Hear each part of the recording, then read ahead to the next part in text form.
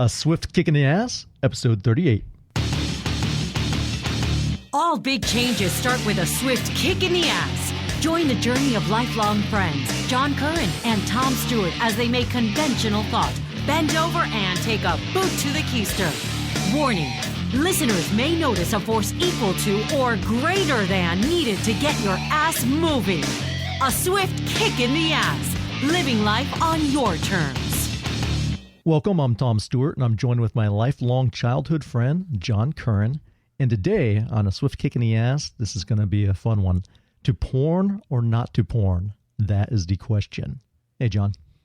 Hey, Tom. You know, that is the question, isn't it? To porn or not to porn? Yes.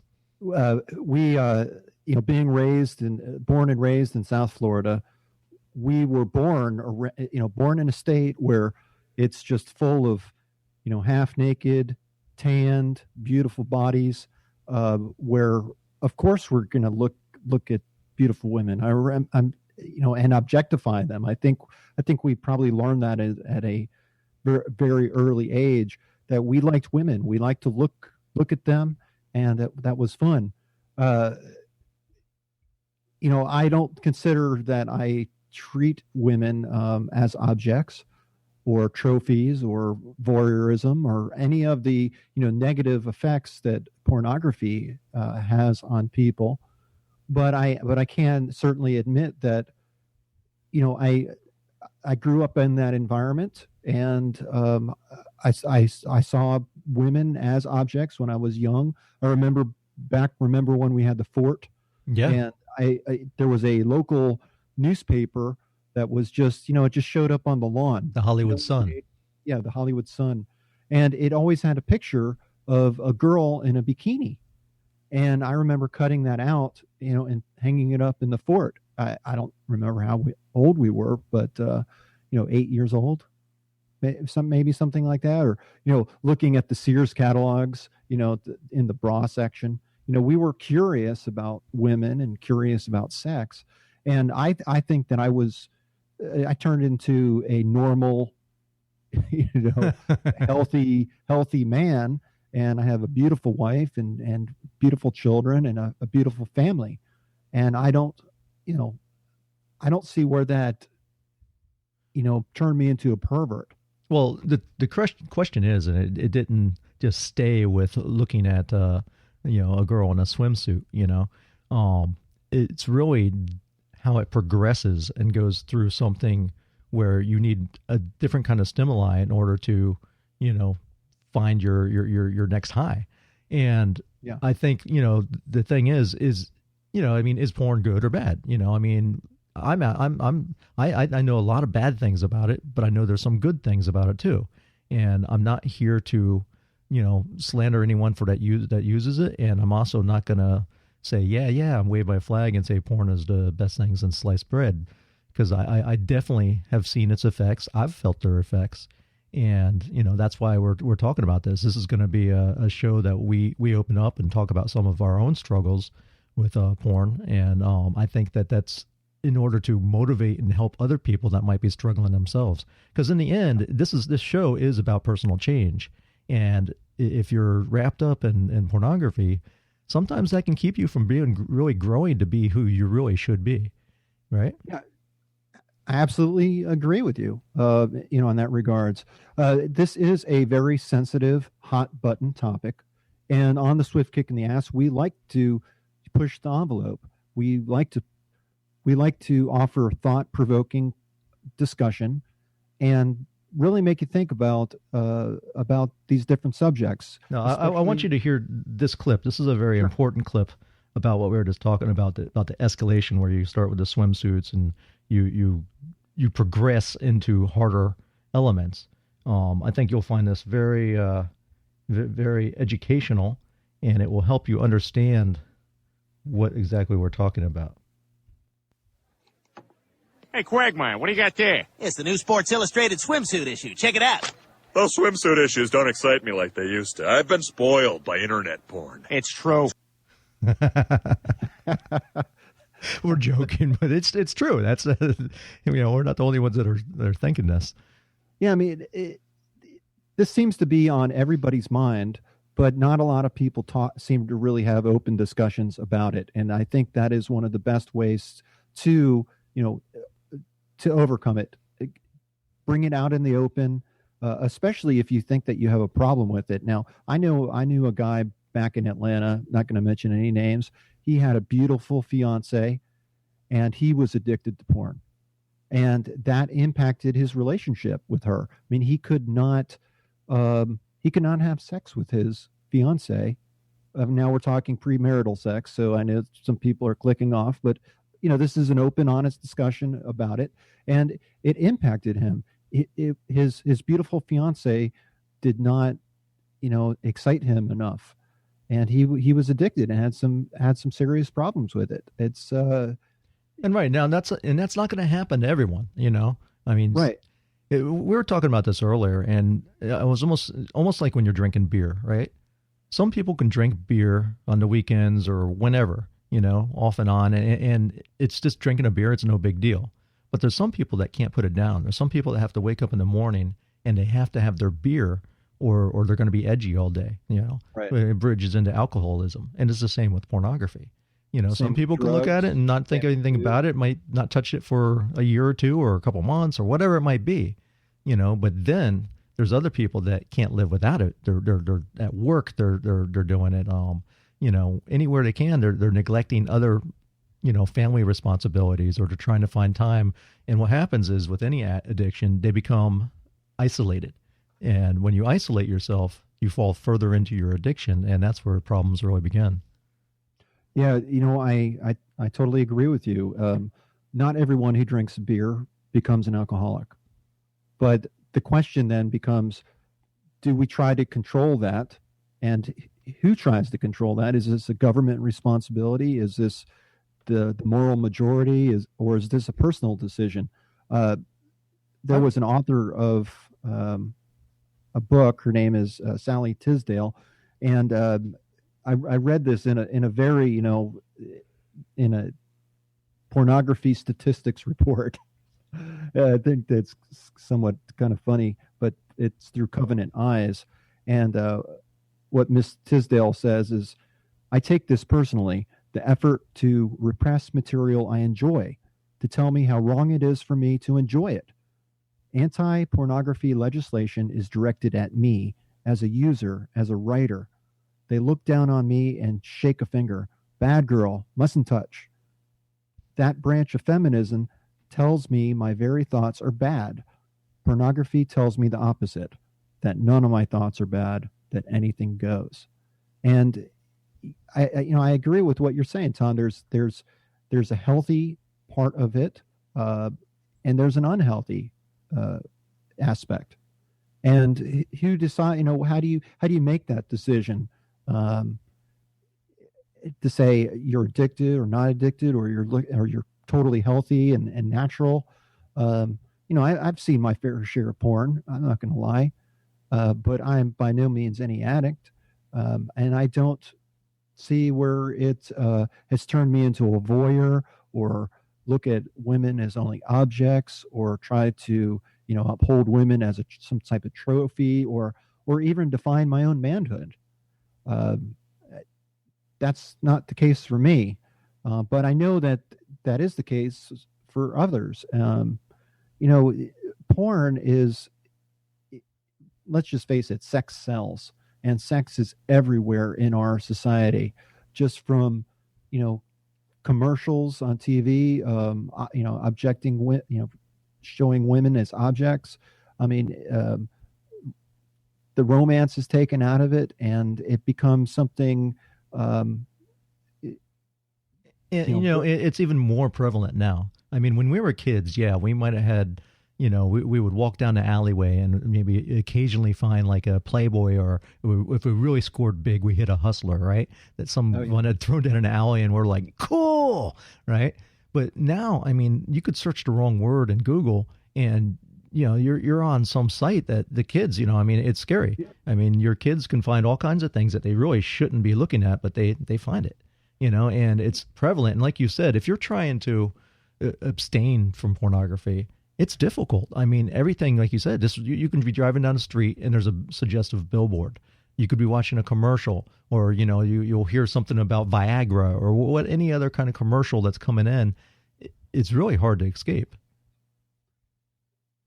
I agree with you. Certainly, we aren't kids anymore, but our children are exposed to it. Now, we have filters on our internet here at home because I have young children, a 13-year-old, 9-year-old, and a 5-year-old. And when I was looking through some of these statistics about, exposure to porn by young children, it's really quite scary.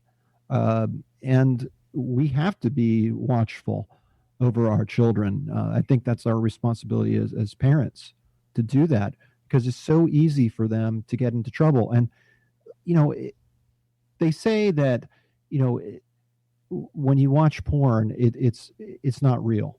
It's staged, it's acting, and it's really not the way that sex happens. It kind of warps your perception of reality. And I love this. There was an example that I read on the internet that said, if you were trying to learn how to drive, you wouldn't learn how to drive by watching The Fast and Furious with Vin Diesel. And so the same really applies in watching porn. A lot of people, we don't seem to talk about sex in our society today, especially with our children. It's a taboo subject. But where else are you going to learn it? And, after all those years, watching porn, I didn't know that I was just a little bit bigger than average. I just kidding. Well, it's true. I mean, it can make people self-conscious about how they feel, men and women, about their body types. And they also put emphasis on the physical appearance, and relationships are so much more than that. And I think, the same way as you have, girls that are bulimics because they want to be so skinny to be like the cover models on the magazines that they read. Same thing with pornography. Now you have people that are getting implants, in all men and women in all different places where they shouldn't be, and some of them have even cost people their lives. Because if it's a silicone implant and it leaks out, or they go to a doctor that's not properly licensed, which happens down here in Miami several times. It's happened, and and the thing is like you said, we treat it ends up treating people like objects, men and women. And I was listening to another show, and they were talking about they were interviewing a woman, and she says she can always tell when a guy is an avid porn watcher just by the way that when they're sleeping together, the different positions that he throws her in. And she's like, "What are you doing now? Why are you turning me this way?" And it takes it from the act of something, connecting emotionally and physically to just a pure, playing out, going through the scenario into different positions. Yeah, I agree. I think it sets some false expectations of what what it is like to have sex, and it certainly takes the meaning out of it. And if you look at statistics, I mean, here, according to the Journal of Adolescent Health, we'll go back to younger kids looking at it or being exposed to pornography. It gives them an exaggerated perception of sexual activity in society. Think back in middle school, it just took off like wildfire. I mean, so many lies and people talking about, what this girl or what this guy did. And how it wasn't necessarily true, but those labels can stick and then cause real damage to those people in the future. Right. I mean, and now you have sexting, and you have, all kinds of different ways to exploit someone. There's guys hiding cameras in, closets, and, putting pictures of ex-girlfriends up. And it's so there's another facet too, which, there's legitimate porn, right? I mean, porn industry where they're licensed, they use models that are over 18, but there's also another sex trade that's cropping up, that's human trafficking. And I know that plays a lot into some of the underground porn, and they're snatching girls from, war-torn countries. And it's even happened where they've snatched girls from America. And, it's scary. Both of you and I have daughters. And, last thing you want is some scumbag, eyeing your daughter and thinking, hey, she'd be great in my porn movie. Yeah, there's a statistic here. It says that 4% of all 12-year-olds have sent a sext. And 7% of all 14 to 17-year-olds. And it really just keeps on going up to, when you're between 18 and 24, 19% have sent a sex. And then receiving them is about the same percentages. It's just technology, I think, is a part of our lives as well. If we don't keep tabs on our children and look through their texts, and they could really get into a lot of trouble. My daughter, who's 9 years old, was she had downloaded or I guess maybe it was on her iPhone, Snapchat, and my wife read about how what that actually was, and she said, going to take that off. But before that happened, my daughter was telling me about, this person kind of reached out to her, tried to friend her. She said no. And the guy started like cussing her out. I mean, she tried to cover up the camera. She covered up the camera with duct tape. I thought that was pretty smart. So the guy couldn't see her. And, he was trying to convince her to take that, take it off, take off the duct tape, that is, so he could see her, and she wouldn't do anything. I mean, she wouldn't do that. In fact, I think she said she maybe put a stuffed animal or something in front of it. But, she was 12 years old, I guess, at the time. And that's really scary. Now, we have an open, relationship with our daughter. So she's able to come and talk to us about that. And that application got taken off just, instantly.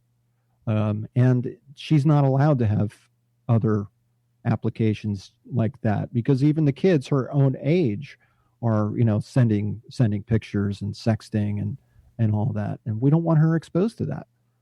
It's scary, and you have to watch out for your kids. It's almost like, when we were younger, it was you'd get the random phone call before caller ID, and you'd get the heavy breathing, right? Or someone that was, making suggestive. My wife used to work in a call center, when we were first married, and she says she'd have people talking to her, and all of a sudden she could tell that, what they were doing on the other end, and then realize that she had to hang up because, they liked she had a very young sounding voice, and you get these, guys starting to breathe heavy. We had one guy when I was in the Air Force, I would travel all the time, and there was this one guy that would call her in the middle of the night at home. Somehow he got the number, and he would not leave her alone. So I finally found the number through caller ID. I guess it was caller ID, and so I made sure that I took the number with me. And next time I was in Korea, I called up during the daytime and made collect calls to the guy all hours of the night. Hopefully it was him and not, his parents or something like that. Did you heavy breathe? Oh yeah, I did everything. I made all kinds of prank calls. Going back to this, so there's, abandonment of hope of sexual monogamy. There's a diminished trust between intimate couples that use where pornography is involved. And belief that promiscuity is a natural state. There's, belief that abstinence and sexual inactivity is unhealthy. As I look through this list, from the Journal of Adolescent Health, I can understand why we would not want to expose our children to porn and so forth. But, I don't know if I necessarily agree. I mean, as an adult, I think that I think that sexual activity is healthy.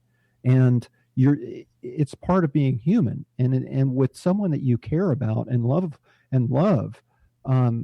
it's a very beautiful thing, and it's very human. Okay, well, what happens for the guy or girl that don't have anyone to love and they find their outlet in pornography? Or maybe it's, they have some kind of disability and they can't, I don't know, whatever it might be, maybe it's they can't talk to people or what have you. Could it be a good thing? Yeah, I know that's really the question that I raised, because, as I look through this list, lack of attraction to family and child raising. I don't know. I would think that, having sex does lead to having a family. And, I know that in the past when I had girlfriends before I was married, we would watch it together, and, I didn't think anything wrong of it. She didn't think anything wrong of it. And, it kind of just added spice to the relationship. Yeah. And, like we've said before, it is, I guess it's a balancing act, but it is, is it a gateway drug? Yeah. I mean, we were talking about this earlier, just like as they say, marijuana is a gateway to harder drugs, is like lighter stuff. Like, we were talking about Playboys. Playboy, is that lead to something harder? Do you start reading Hustler? Or like, I think of when we were kids, we'd find a Playboy and then, we'd score maybe a Penthouse is a little bit harder edge, but you've got a Hustler, man. Back then it was like, yeah, this is the stuff, and then sometimes, there was the other one, which was just articles or something. And it was like stories. And we were like, what is this crap? There's no pictures. Because me and John, when we were little kids. We started to read the stories, and then we're like, oh my God. Yeah, I never read that. I didn't even read comic books. I just looked at the pictures and read the little word bubbles. I never read the narration on it. But when we were little kids, right, we had the Playboy Club. When we were little kids, my brothers, I'm the youngest of 5, and I have a bunch of brothers. So we would steal his Playboys, and we'd go look at them, and we'd rip them up or hang them up. We had this little table that had like a, fold down leaves on the side, and we had some tablecloths on it. It was a little fort inside our playroom, in my house, and we had our glow in the dark Godzilla models and Creature from the Black Lagoon, and then we had our Playboy centerfold, and we called it our Playboy Club. And then we would look at the pictures. I remember the books. We ripped them up for some reason. I don't know. Maybe we were trying to hide the evidence. And we throw them all behind this couch that we had in the playroom. And one day, my brother's sitting there. My mom's in the room. I'm with my brother. My brother's 5 years older than me. And he goes, yeah, that's like that time. And he's talking to this girl, right? And he goes, like that my time, my little brother was ripping up Playboy magazines and throwing them behind the couch. And my mom found them. And I'm like, what? I was so embarrassed. I was like, I had no idea. But my mom, I guess she was cool like that, where, she would, I remember when she would be cleaning our room, if we had like a Playboy or something in our dresser drawer, she would clean every other drawer, everything when you'd come in, your heart would kind of palpitate. She goes, oh no, Mom was in my room. And you open up the drawer and it's like, that one's not touched, well, think of how many brothers and sisters you have, Tom. Yeah. And I think she was educated. Yeah, I was the youngest of 5. So but it escalated from there, did it not? Remember when you got us fake IDs, from your dad who owned a print shop. So we printed up fake IDs, and I don't know if it was you or one of my other buddies. We went into a porn store when we were like 14 or 15. I remember that. And the guy called us over and goes, hey, are you old enough to be here? And we pulled out these IDs. He looked at them, and they were like really cheaply made. It looked like, we cut it out with the picture with scissors and laminated it. And the guy would look at it and goes, okay. Yeah, I mean, that was it. Back then you could order fake IDs out of the back of, I think they were advertised even in comic books. I think this is what we said. For any it's state. A pornography store. I was buying pornography. I remember that because my father had a printing business, right, and I kind of lifted some of those cards. I think they were like college IDs. But they look so fake. They were really bad. I mean, you would actually take out the typewriter and you would type up, type up a name and put a birth date, and it looks so fake, and then get laminate. Right, and that was just like we'd walk in the store, we wouldn't buy anything, we'd just look around, giggle like kids do, and walk out. But then the VHS revolution came around, right? And then you could rent movies. And I remember even, a group of me and my friends, I don't know if you were with us or not, there was one place that we would go that would rent them to us. And we weren't 18, and we'd get it and, put it in the whole top-loaded VHS VCR, and we'd sit around and laugh and, things were so different, though, back then. And, I remember down in Florida, there was a drive-through liquor store that would accept my homemade photo ID. And I mean, you could basically have a note from your mother saying that you could buy beer and they'd sell it to you, Well, I mean, this is the home, Fort Lauderdale's the home of our donuts, where they had a donut shop, and they have some woman in there topless serving you coffee and donuts. Right. And then right across the street, they had something called Dream Girls. Remember, there would be all these girls sitting in the window, almost like you're window shopping, and they're trying to get you to, pay to go back into this back room and dance and then do God knows what else. But yeah, I mean, we lived below the Bible Belt. Yeah, in the Fort Lauderdale Beach Strip in its heyday. I mean, all kinds of stuff went on there. A much different time than today. But, there is, is this such a serious problem, or is it not? Well, how's it apply to personal change? This is the thing. And I told you, I had a problem like this when I was younger. And the problem is it's very time consuming. And now when you have the internet and high speed internet, there's a it's never ending, consuming, right? Well, you would think so, but there's a never ending supply of it. Well, I was thinking it was less time consuming. This high-speed modem is intolerably slow. Hey, what the... the Internet King. Wonder if he can provide faster nudity. Sorry, there's just so many great clips from The Simpsons. But no, really, it's. I was saying, like before, when our kids play Minecraft, right? The game never ends. So you keep on playing and playing and playing. And I see my son sometimes where it's like, hey, it's bedtime. No, hold on. I need to get to the next spot, and I don't think it's not healthy, because you continually, when do you end? When do you just stop it? And how much is too much? And before you know it, man, you look at your clock and a couple hours have gone by. And if that wasn't there, what might have you been doing? Where you might have been focusing some positive energy?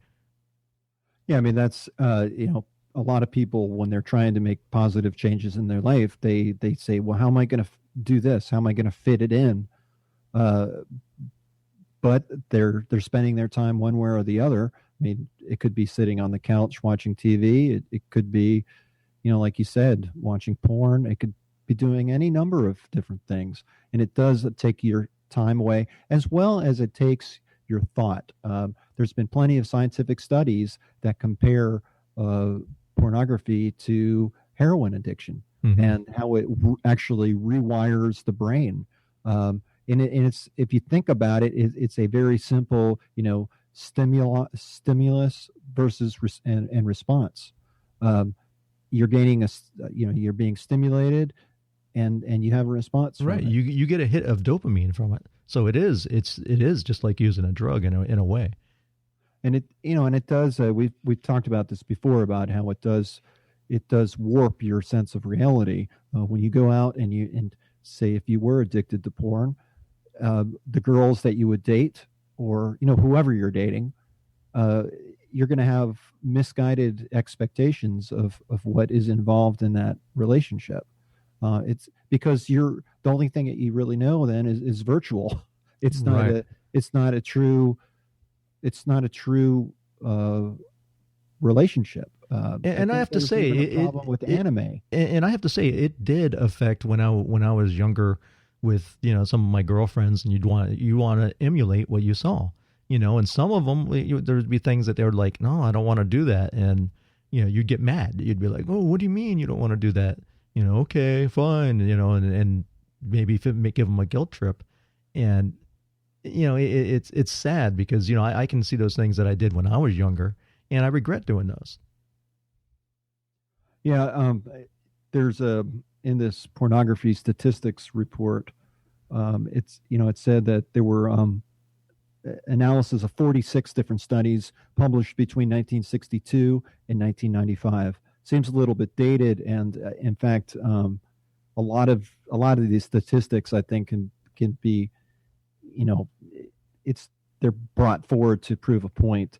So, I kind of wonder, but this is a big study, comprised a sample of over 12,000 people, and it said that they concluded that pornographic material puts people at risk of developing sexually deviant tendencies, 31% increase in risk, committing sexual offenses, 22% increase in risk, and then accepting rape myths, 31% increase. And what that really means is that they would show them a picture or a video of someone being raped where the woman is actually enjoying it, and they would walk away thinking that it's okay to rape somebody. And in my book, that's never okay. No, it's never okay. And in that too, this ties into power and control. And in our laws of power episodes, we always talk about how we don't like discussing some of these topics, but we feel we need to be open and honest and bring them forward. So not so that you can play other people, but so that you can protect yourself from being played.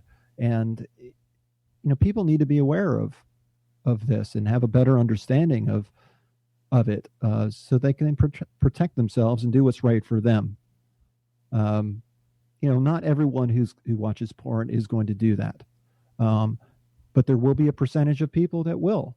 And I'm certainly the farthest person from having government control people. I really highly believe in personal responsibility. And maybe after listening to this, if you think you have a problem, you can seek help, and talk to someone about it, or join a group of other people. Yeah, one of those places would be they call it SAA, and it's Sex Addicts Anonymous. And it's not specifically for porn. I mean, you might have a range of individuals within that group, but it's a 12-step program, and that definitely could get you help. Or you hire a counselor. If you're married, and I think you have to talk to your wife about it. I don't think it should ever be a secret. That should be the first person or your husband. Because it's porn is it's not gender specific. Tends to be more guys, but I think you have to share with your significant other, or your pastor, or your rabbi, or whoever else, that your spiritual leader that might be able to help you. Yeah, no, I agree. They do say that communication, just talking about it with others, is the first step, really, in the right direction, and it's important. Going back to a study that was done in 2008 of over 560 college students. So these would be people, over age of 18, took this online survey, and 93% of all boys and 62% of all girls said that they were exposed to pornography before the age of 18. So it's everywhere. 14% of the boys and 9% of the girls said that they were exposed to pornography before the age of 13. So it's really never too early to start talking to your kids about this. And we know that, I mean, from the stories we were just telling, that we had seen it, and it evidently got harder. I remember being in high school, and another one of my friend's brothers had, like really hardcore magazines that you wouldn't see, anywhere else, that wasn't available in Playboy or Hustler at the time. And, once you see that stuff, it does progress. I think you're looking for that next step, that little thing that where, we were making a joke with the thing from Family Guy, where it was like, the Sports Illustrated issue, that doesn't matter. That doesn't excite me anymore. And that's internet porn, right? But it's true, because once you start watching a little bit more, you're like, yeah, that's just, it's a little bit of flesh where, maybe back in the old days, you would see the girl's ankle and you'd be like all hot and bothered, and then now we're used to bikinis and, it's just, then it's G-strings. It just progresses. Yeah, I know I read somewhere too about an article. I'm sure it was on the internet or newspaper somewhere, but it was talking about how just plain media and the beauty of women that's portrayed through media does impact people in their marriages, and in fact, it builds like unfounded expectations that your wife or your spouse, husband or wife, maybe is not good looking enough, because that's all you see out there in the media are good looking people, and let's just face it, not everyone is good looking. And it makes you think, oh, well, maybe there's something better out there for you, getting away from a deep, meaningful relationship, which is not based on looks alone. In fact, I remember back when I was single, and my sister was telling me, she goes, John, she says, you're not always going to have the sex drive that you have. As you get older, sex is going to become less important. As you get older, your looks are going to fade. So beauty fades. It does not last forever, because what you really need is you need a friend, someone to confide in, and someone to share life with you. And I've really kind of kept that close to heart. And, I'm lucky in many regards. I do have a good looking wife, but I don't see her for that. I see her inner beauty. That's why I married her, because she's a beautiful person. It had nothing to do with. Okay, so think about this. One of the things that my wife had brought up to me, and this was a long time ago, but I didn't even think about it. Sometimes I would come back with jokes where they'd be, like toilet humor, but it's, or maybe something suggestive, or, grabbing her butt or something like that, and those little things, you don't think it's a big deal, but to them, it makes them feel like an object, or, right. And, to me, I didn't even think about it, because, I'm just around that, I was embedded with that kind of stuff around me and in my mind all the time, that I didn't see like any big deal, but to her, it was a big deal. Yeah. I mean, and if you're addicted to porn and you see all these different positions and the milkman comes over to deliver. That's the 1970s. That's the 1970s porn. But those expectations are there, and reality is not always like that. But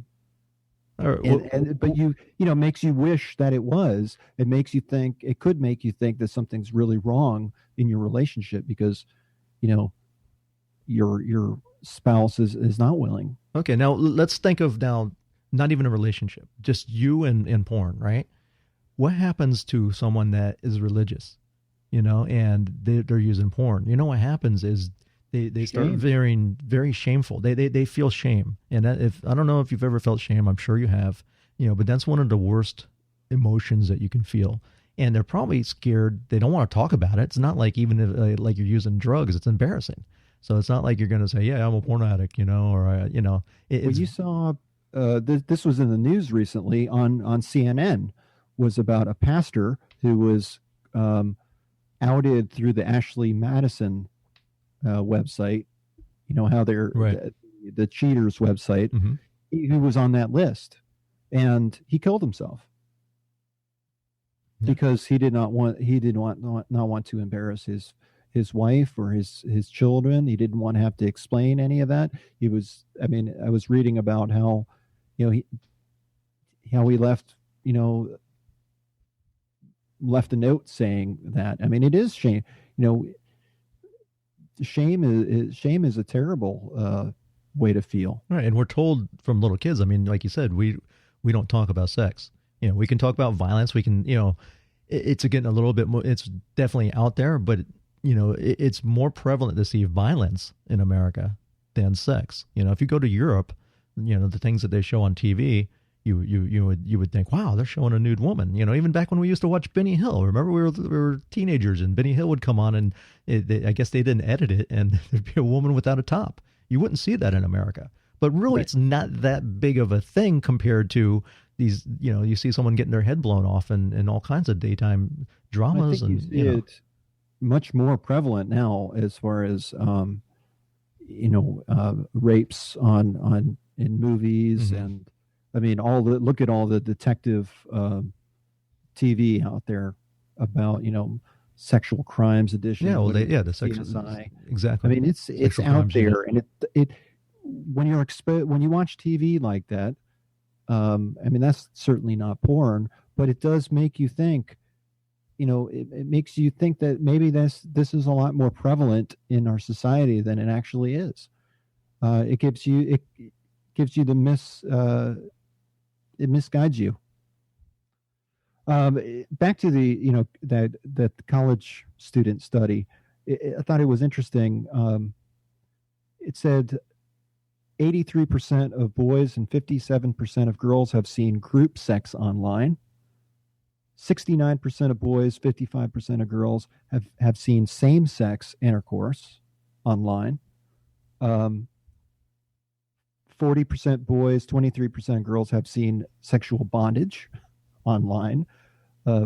Bestiality, rape, and sexual violence, and even going down to 15% of the boys saying child pornography. That's scary.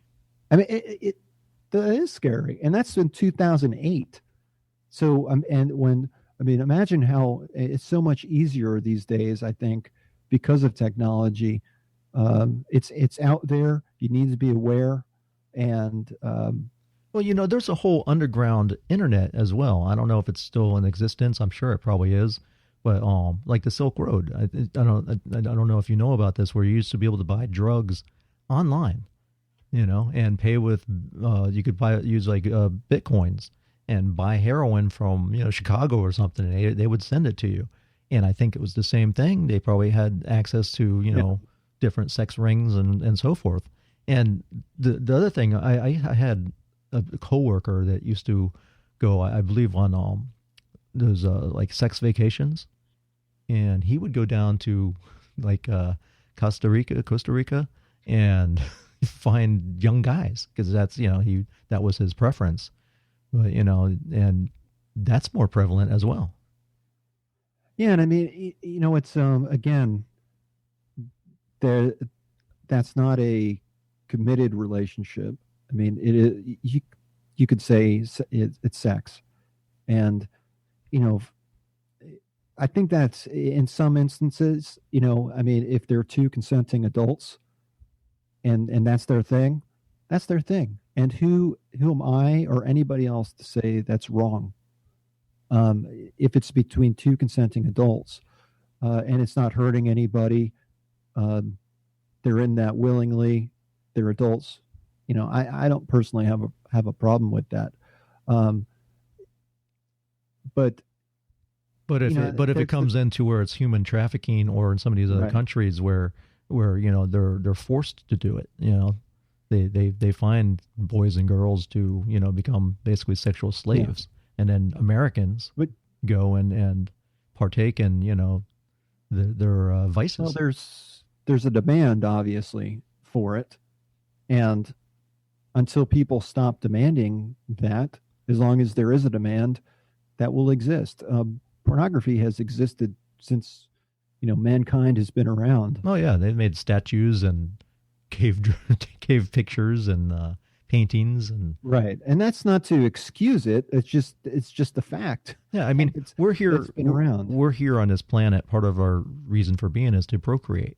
So it's a very difficult thing to overcome. So if someone is suffering from pornography addiction, it's a sexual drive, right? So it's like a overeating. So if you're in Overeaters Anonymous, right, and you're trying to keep from eating food, but yet that's a natural inclination to eat food, right? So it's a very hard, it's not like you can just go cold turkey. You can't go cold turkey and just starve to death. You have to moderate. And same thing with sex. do you stop having sex? Do you become abstinence? Do you just, become celibate and stop having sex in order to beat your addiction? Yeah, I mean, I honestly think it's a natural part of life, and you need sex to be healthy in life. It's natural and it's healthy. Can it be used in ways that are not natural and not healthy? Certainly, but that's not everybody. And I think that's really the point that we're trying to make here, and trying to provoke your thought, get you thinking about it, and I hope this has been an interesting discussion, certainly controversial. Appreciate you all listening, to this point, and we would love to hear any feedback that you have, positive or negative. We want to hear from our listeners about this. Let me just ask you, did you ever see the Seinfeld episode where they all stopped having sex? Where they were masters of their own domain? Yeah. I took this clip from it, and it's just because it's funny. Listen. What is tungsten or wolfram? We were looking for what is tungsten or wolfram. Answer. The other daily. Is this a repeat? No. Just lately I've been thinking a lot clearer.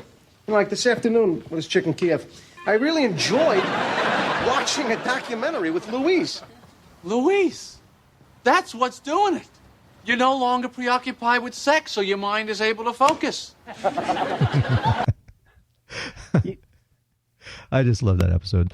But it's true. I mean, that's what I was trying to get at before, where we take it into personal change. If it is something that's holding you back and keeping you from being who you really should be, take a hard look at it and make sure that it's not something that's interfering. If it doesn't interfere, or you don't even look at porn, this is not for you.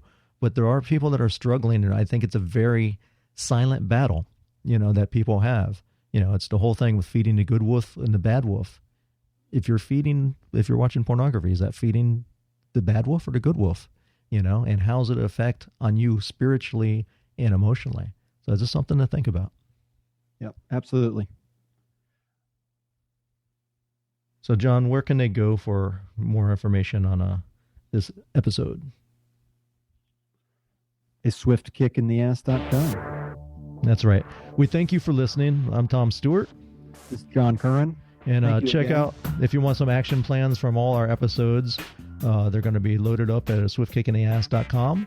Just opt in there. I promise you we won't spam you, and you'll get access to plenty of premium content. Thanks for listening. Till next time. Peace.